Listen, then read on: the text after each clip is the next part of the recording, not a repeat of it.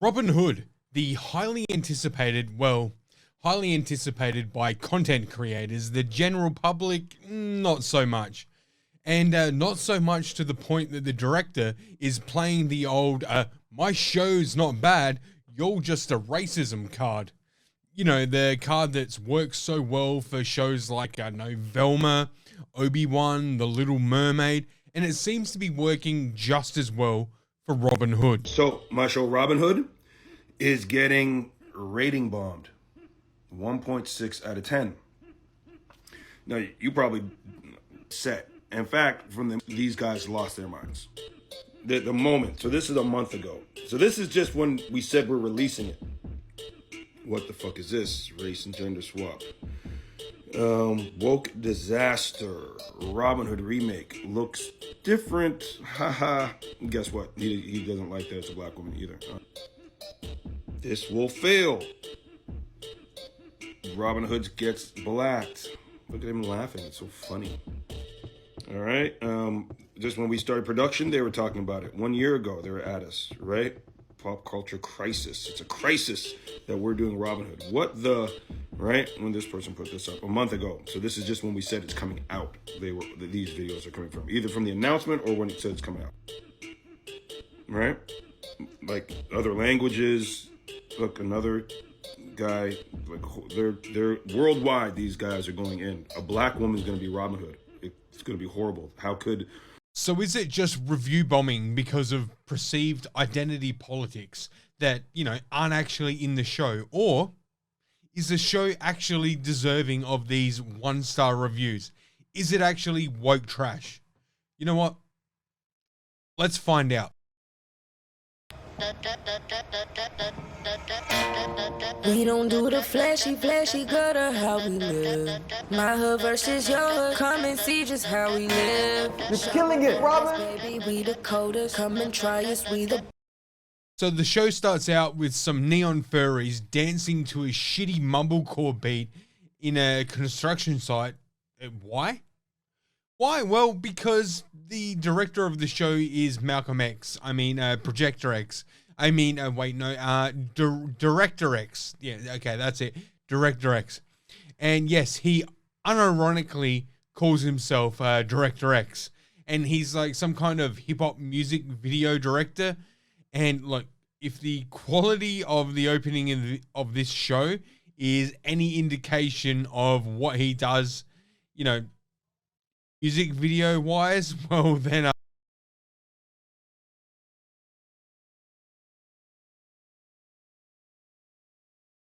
yeah, this is going to suck.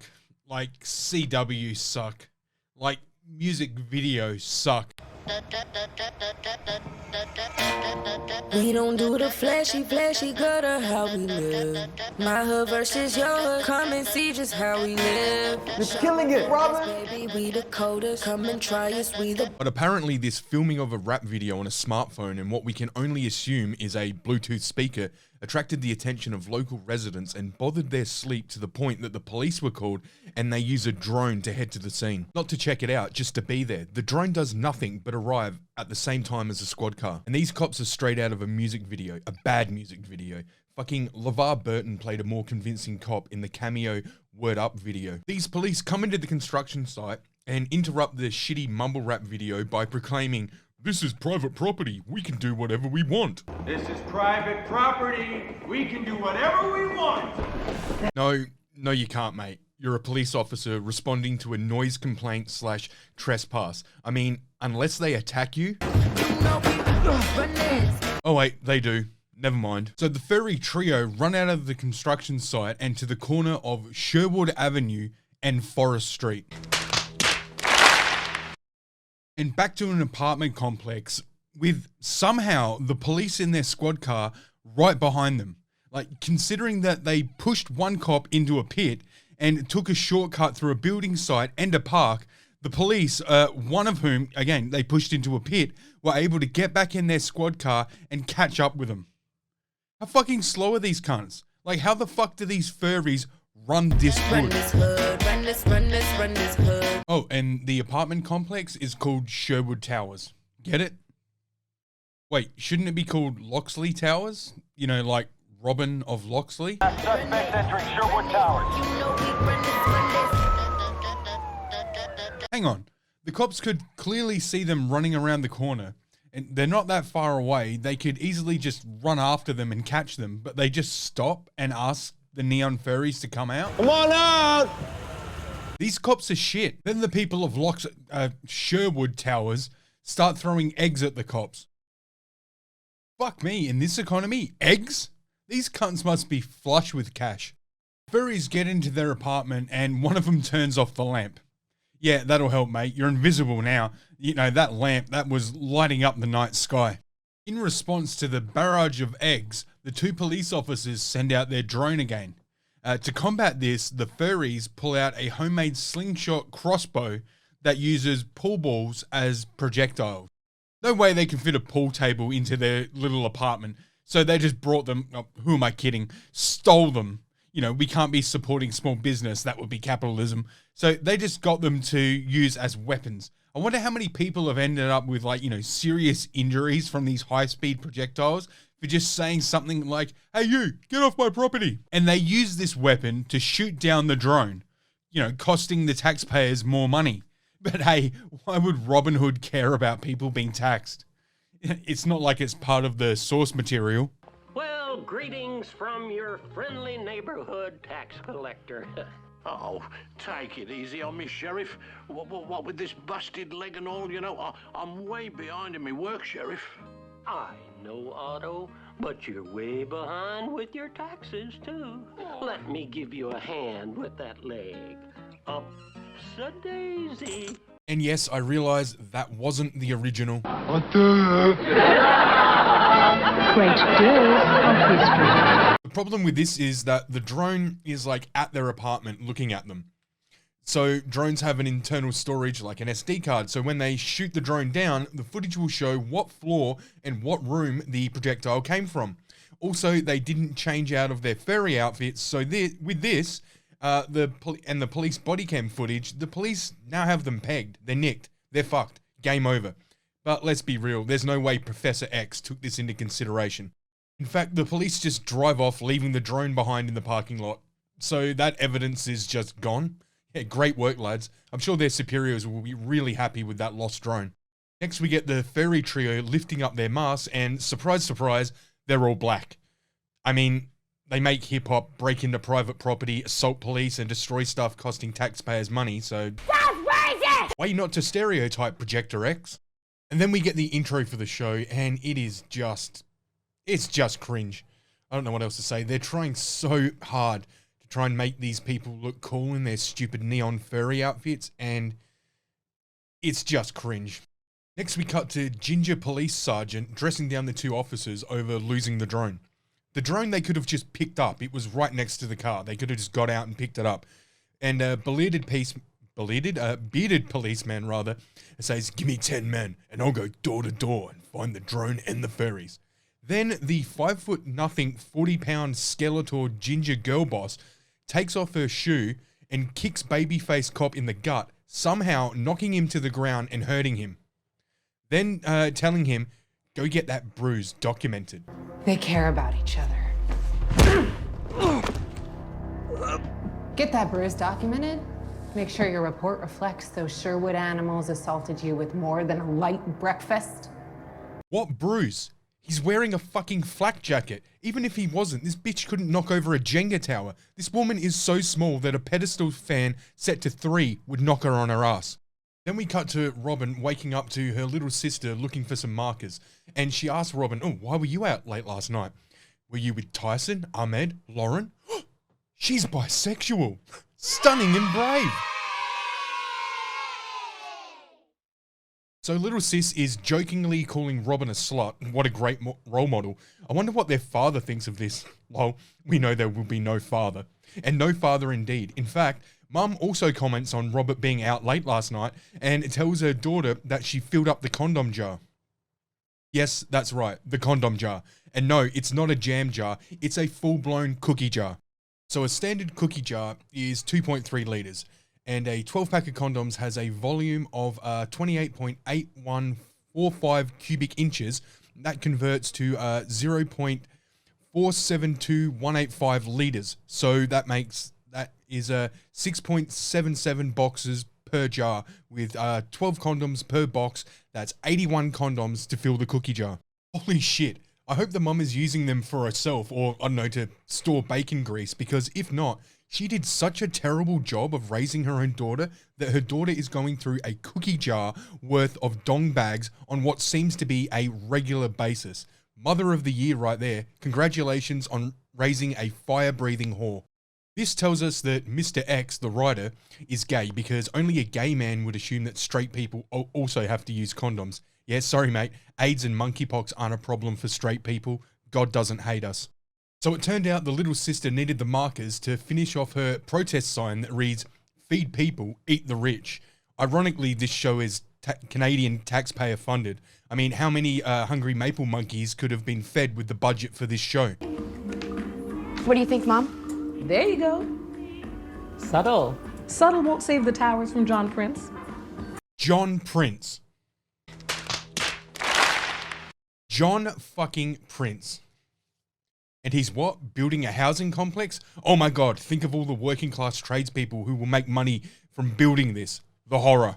Then Robyn tells her mother that she wants to leave home and become an adult because she's 24. Her mother responds by telling her that she isn't good enough to do that because both herself, Robyn, and Robyn's deadbeat dad aren't good enough to do that themselves. This woman is so convinced that she's a victim that she will actively try to stop her adult daughter from even attempting to move forward in life, while having her youngest daughter make "I'm a victim" propaganda. This woman is on the welfare train and has no intention of getting off, even to the detriment of her own daughters. What a terrible mother. Next, Robyn leaves for work and runs into her merry men. Well, one's a Mary, the other is, both Marys. This exchange hand-fistedly sets up light-skinned Mary as the tech Mary and dark-skinned Mary as the rogue Mary. Man, I'm so glad they reminded Robyn of their skill sets and we were there to hear it. Then Robyn gets to her workplace and it's on Castle Park Way. Okay, it's not her workplace. She's just a courier delivering a package to Chet Prince. Well, at least it's not Chad Prince, or even worse, John Prince. That would be cringe. So we cut to John Prince, cringe, and he's your typical white male villain. He has blonde hair, he dresses like an investment banker, and he smokes cigarillos. Yes, he smokes cigarillos. And you can tell that Talcum X thought he would look like the villain from Leon the Professional.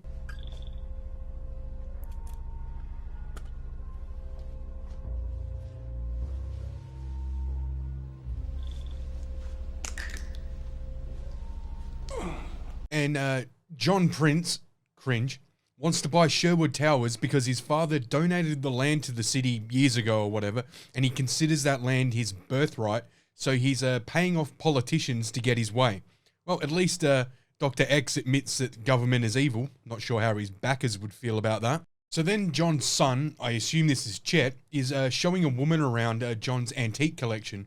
Then John comes in and grabs Chet by the scuff of his neck and angrily whispers in his ear, "If you bring one more peasant into my penthouse, I'll throw her off the balcony myself." I like this guy.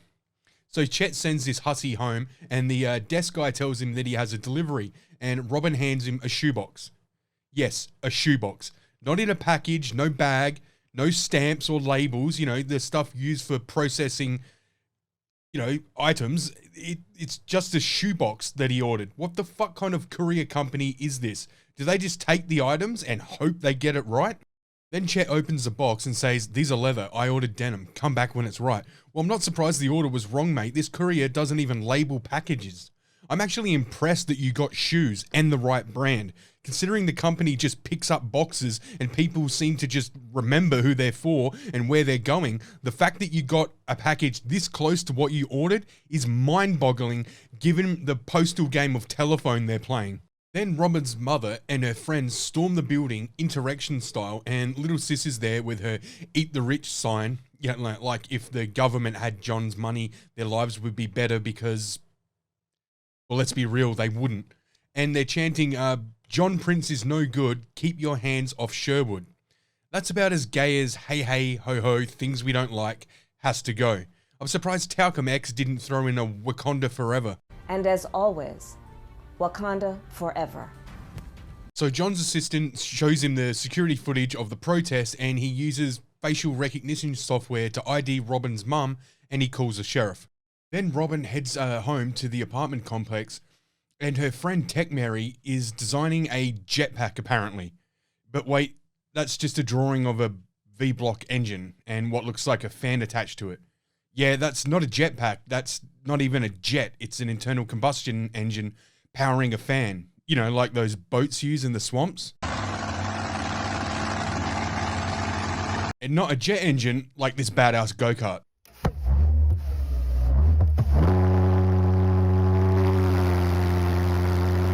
Did no one involved in the show even Google jet engine? Or did they just Google engine and forget the word jet? Either way, the shit is retarded. Then Rogue Mary interrupts to show Robyn and Tech Mary the music video they filmed, telling them the masks look amazing.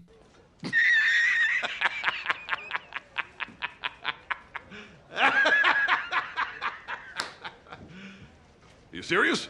This was a comedy, it would be genius, but it's not. It's just retarded.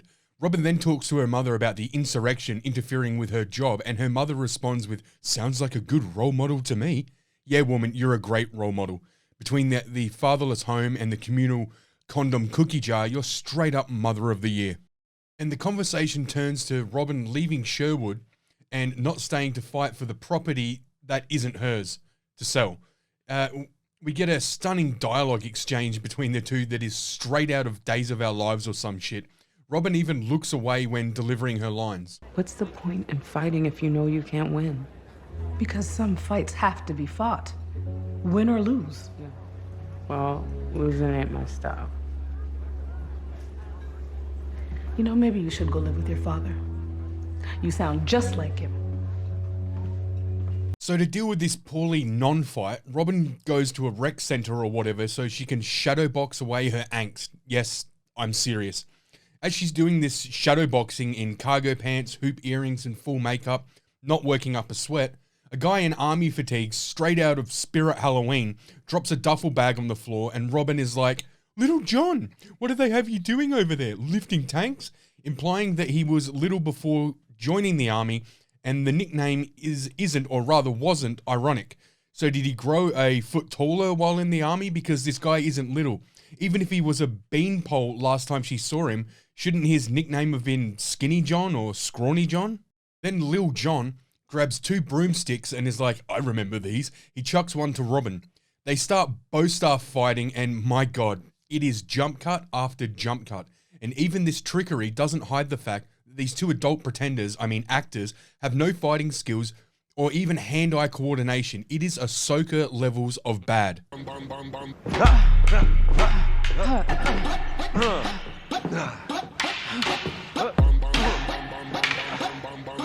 After the Ahsoka stick fight, there's a ruckus conveniently right outside the gym room, and it's the same 2 cops from the construction site because apparently this precinct only has a sheriff and 2 cops. And they're at the complex to arrest Robyn's mum for trespassing and inciting violence, so I guess it was an insurrection. The government thinks so anyway. During this exchange between the cops and the residents, bearded cop pulls out his gun and just shoots Robyn's mum for no reason. No reason.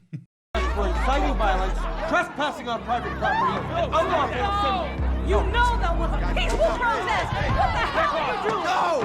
There are children here! Are you crazy? Put it down! Oh, yeah. I'll be an island. That's it! Stop! Back off! Hold still! Call an ambulance! Call an ambulance! Boy, that escalated quickly. That really got out of hand fast. It jumped up a notch. It did, didn't it? Cut to Robyn and his sister in the hospital, and little sis is on her phone making a call, and Robyn asks, "Is your dad still out of the country?" To which little sis replies, "Yes, maybe you should call yours." Yet again, mother of the year. Then a female doctor informs Robyn her mother will never walk again. Yep, you fucked up there, SheMX. You should have had a male doctor be the one not able to help her. You dropped the woke ball on that one, buddy. Robyn's mum calls her bastard daughters over to ask if they're okay, and the sheriff comes in to look evil. And that's it. That's all that happens. So back to Robyn at her apartment with her Marys, and a black female lawyer with a lesbian haircut shows up to be her mother's lawyer pro bono.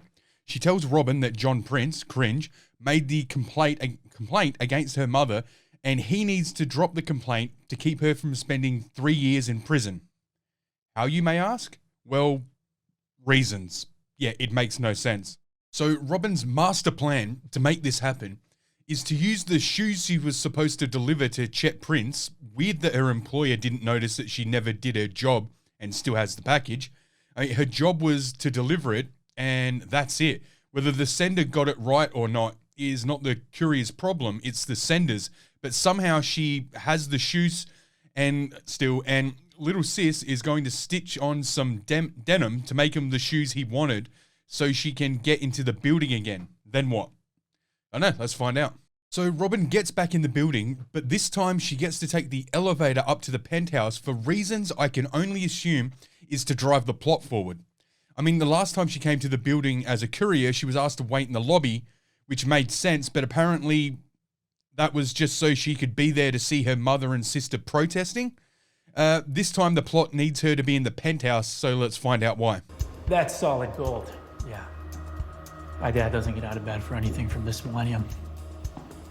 It's cool, huh? You know, if you like gold, I've got a genuine Johnny Dang ring in my bedroom. I thought I was perfectly clear. I wanted her in prison and out of the headlines, and now she's a martyr with a story to tell. No, we need to get ahead of the narrative here. I want this resolved. Oh, come on, Sheriff. So she had to come up to the penthouse so John Prince could walk past talking loudly on the phone about the crime he committed and making sure he lets everybody listening know that he's talking to the sheriff. This show is straight up retarded.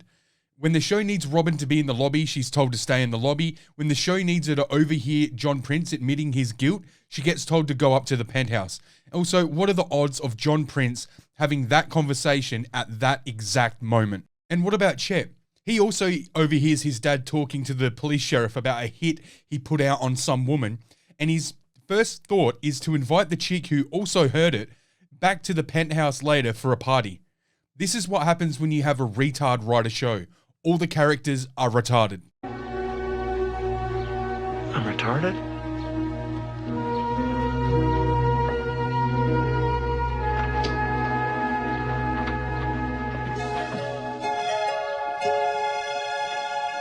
So Robyn steals Chet's key card, and she plans to, her plan with for stealing this key card is she's gonna get back up to the penthouse apartment and steal John Prince's gold coins. You know, the ones that Chet saw her looking at intensely. Yeah, that's a good plan, Robyn. No one will suspect you of this, no one at all. This plan is completely foolproof. So Robyn's band of Merry Marys agrees to go along with her plan, but Lil Jon tells them they need to have, eyes on the penthouse because, he has the military training, apparently. But Rogue Mary points out a flaw with this, that it's like a million floors up. It's really high up in the building. Whatever will they do? How could they possibly get a view of a room that high up on a building? Like, if only they had, a drone. But, that's not... Oh, wait, hang on a sec. The only two cops in Sherwood conveniently left a drone outside their apartment complex. And Inspector Rex is a top-tier writer. But Tech Mary can't reprogram the drones, so they need to enlist the help of Rogue Mary's hacker friend. I smell a new team member coming. We cut to Sherwood Auto, and the gang have access to the garage because reasons. It's not really explained. Oh, and Little John is in there, and he's just cleaning a brand new chrome spanner that isn't even dirty. Just sitting there polishing it. I guess this is what upper class TV producers think mechanics do all day, just stand there polishing their tools. Yeah, this show is clearly written by a Mary.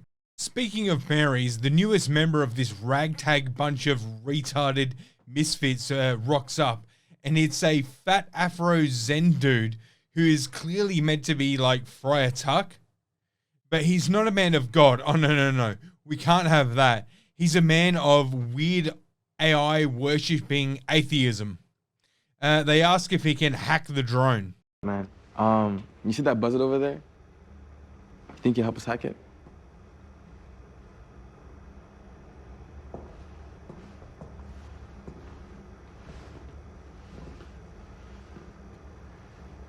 This is about your mother, isn't it? The networks won't cover her shooting, but she trends in the subforums. John Prince wants her dead. We rob him to save her. I just want her back.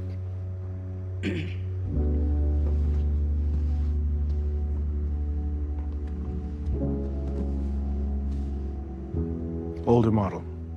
I know an exploit. The all demands that I right Prince's wrongs. I'll make this drone your bitch. What the fuck was that? This show sucks. How is this fucking real? Oh, and if you thought that was bad, if you thought that was retarded, watch what happens next.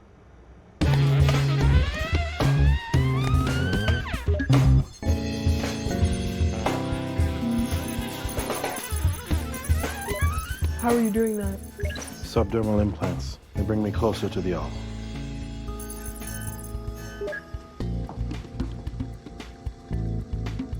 What's with the drip? It disrupts facial recognition software. You give the man your biometrics, your ass will follow. You have more? I do. What? Are you fucking serious? He has magical air keyboards, so they don't have to show what keys he's actually pressing. I mean, what a fucking cop-out. Also, facial recognition disrupting Moo. It's facial recognition, not body recognition, you tards. By the way, facial recognition disrupting glasses already exist. They're called phantom glasses. This show goes from window licking to lead paint chip eating. Oh, and Tuck, the AI magic finger guy, also makes moonshine. Right, so Robyn, Rogue Mary, and Lil Jon go to the rec center to spar while Tuck, the AI magic finger guy, reprograms the drone, and Tech Mary, she paints the drone to look like a wolf or something. I'm helping you. Yeah, well done, love. If that drone gets captured, your shitty paint job will totally throw them off the scent. They'll never know that's the police drone they lost. While this is all going on, the evil ginger sheriff shows up at the hospital room of Robyn's mum. And we fade to black. Ooh, menacing. So Robyn and her Mary Marys at the Prince John building, all kitted up in their neon furry masks and their new facial recognition disrupting cloaks, you know, because that will stop their masks from being recognized, I guess. Like, why do you need cloaks if you're wearing masks? Your faces are already covered. By the way, they're sneaking around in the dark with fucking light up masks. Why not now? I don't know. Maybe turn them off for this. Why do they need to be on? Like, what purpose does it serve? You've gone to all this trouble to acquire a key card, digital, like, invisibility cloaks, and a police drone, so you decide to light up your heads like fucking Christmas trees? This show is retarded. Oh wait, I just realized that Tech Mary didn't paint the drone to look like a wolf. It's a lion. Like the graffiti on the apartment complex that they all live at. Lionheart Hall. So to hide the fact that you're using the police drone left at your apartment complex, you painted it to resemble the apartment complex. So Robyn and Lil Jon get into the elevator, and just in case you forgot, Robyn mentions that she's bisexual again.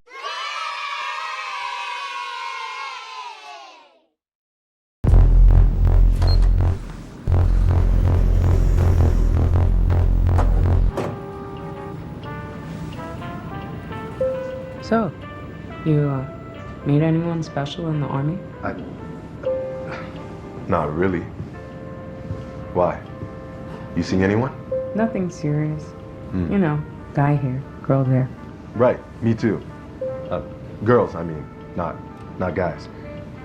I don't have a problem with guys that like guys, though. Just not my thing. I mean, I like that you know what you like. We're here. Oh my god, the straight guy is awkward with his sexuality, and the bi chick is cool and confident. And straight guys are so pedestrian. Put a chick in it, make her gay! So bisexual Robyn and not gay Lil Jon enter the penthouse, but just as they do, John Prince and the evil ginger sheriff show up, but Rogue Mary and Tech Mary can't warn them. But the dynamic duo hear the elevator and hide before John and the sheriff get out of it. So the evil ginger sheriff went to the hospital for what? I mean, she didn't do anything while she was there. Did she just go there and stand over the bed looking menacing? Was that it? Like, what was the point? Why did you show her there? Why did the show her there? Why did that... You know, I'm trying to find logic in the illogical. But while John and the sheriff are getting ready to enjoy a snifter of brandy or whatever, Robyn goes for the coins. And instead of just taking the whole case, she decides to open it to take out each individual coin. Yeah, that's a good idea.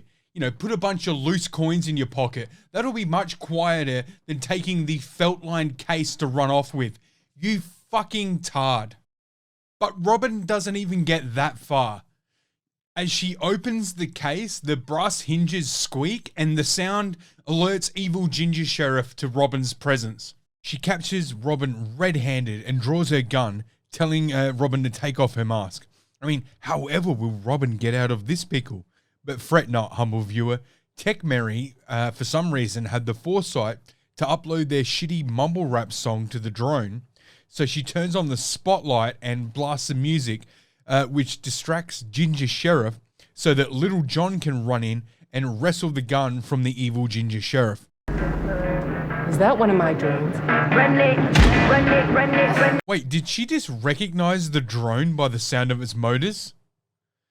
I mean, it's playing music, yet despite that, she's able to recognize the sound of the fans over the music and through what we can only assume are double glazed windows. Is that one of my drones? Run it. But back to Lil Jon. He gets the gun and removes the clip, putting it in his pocket, and then drops the gun, ignoring the fact that the gun was already racked, so it has one round in the chamber. But don't worry, nobody notices, and the penthouse is full of medieval weapons. So when a fight scene breaks out, the stick training comes in handy, and my god, if you thought the stick fight in the rec center was jump cutty and badly choreographed, you ain't seen nothing yet. The four combatants pair off into boy-girl pairs, of course, and, you know, the women dominate their male opponents, naturally, with Robyn choking out John Prince and Little Jon getting dominated by the tiny red-headed sheriff. Oh, she used a bow and arrow, just like Robyn Hood. Well, at least evil redhead sheriff was using the spear and not Lil Jon. I mean, that could have been problematic. So they head back down to the car park empty-handed and carjack John Prince's Rolls Royce at arrow point. Oh, and just like Sherwood's only two cops, they leave the drone behind because there's absolutely no way that thing is keeping up with the speeding car. And they take this car back to the garage, and we find out that that's actually where Tech Mary works. So that's why they have access to it. They decide to sell the car parts to get the money they need. Sorry, baby. It'll all be over soon. Wait, is she just taking a reciprocal saw straight to it? Like, no, you need to remove the parts you want to sell, including the panels, you dumb bitch. Like, you're supposed to cut up the chassis and dump that, not just start hacking into the quarter panel or door you haven't removed. Like, you know, you've got the windows are still in there. Like, you're going to have glass everywhere. Oh, holy shit, the fuel tank is still attached and full. You're going to blow yourself up, you retarded fuckwit. Yo, hold up. I got an idea. What? What's your idea, Robyn? Are you going to tell us? I got an idea. How the hell did she post bail? We're under no obligation to tell you that. Are we done here? Nope. Not by a long shot. Nope. They just got the money. And evil red-headed sheriff is pissed. Oh, and short-haired lesbian lawyer talks to Robyn and... Don't suppose you tell me where the money came from? Sherwood came through. Just had to pass a jar around. You were right about your mom. She won't make a deal. And Prince is as stubborn as they come. I can help. I'll see you around, Robyn. See you, Marion. Oh, for fuck's sake. So short-haired lesbian lawyer is Maid Marion? Let me guess, her full name is Marion Maid. I wouldn't be surprised at this point. Oh, so the love story for this Robyn Hood remake is female Robyn Hood and Maid Marion. Make her name it gay! So Robyn and her sister talk to their whore mother, and she blames a rich man for shooting her. No, cow, it was a cop. A cop shot you. You, an unarmed woman. How is there no investigation into the police shooting? I guess internal affairs has to be one of the only two cops in Sherwood, so 50-50, it's him? Anyway, Robyn and her band of Merry Marys go back to the apartment to have an uploading the music video party. Because, you know, that's the thing. Tuck, my man, how we doing? Perfection takes patience, Alan. How many IPs are you running us through? Enough that if they can trace this, you deserve to get caught. So they definitely don't want who they are or where they are to be found out. I'm sure there's nothing in the song or the video that would give away their location. Run it, run it, run it, run it, run it, run it, run it, run it. You know we run this, run it, run it. Think you will praise, but you ain't. Trying to control it, you can. What's good enough in your way? Whoever these people are, John, I'd say they just declared war. So they filmed it in front of Sherwood Towers, and in the song, they say they live at Sherwood Towers. Also, they didn't sell the car or the parts, so where did the money come from? Well, considering Robyn's upbringing, she probably blew dudes for $5 a load to raise the 30K. And that's it. The show ends. It ends with a shitty song, and fuck me, that was a rough watch. Like, holy shit, Detractor X, you fucking suck. If this was a parody of woke entertainment, it would be amazing and hilarious, but it's not supposed to be. It's supposed to be serious, and that is just sad. If I had to sum up this show with one word, it would be retarded. This show is retarded. Hey, thanks for watching. If you liked the video, you hit that thumbs up and subscribe. If you didn't like the video, well, thanks for getting to the end and at least giving it a shot. Good for you. All right, catch you guys later.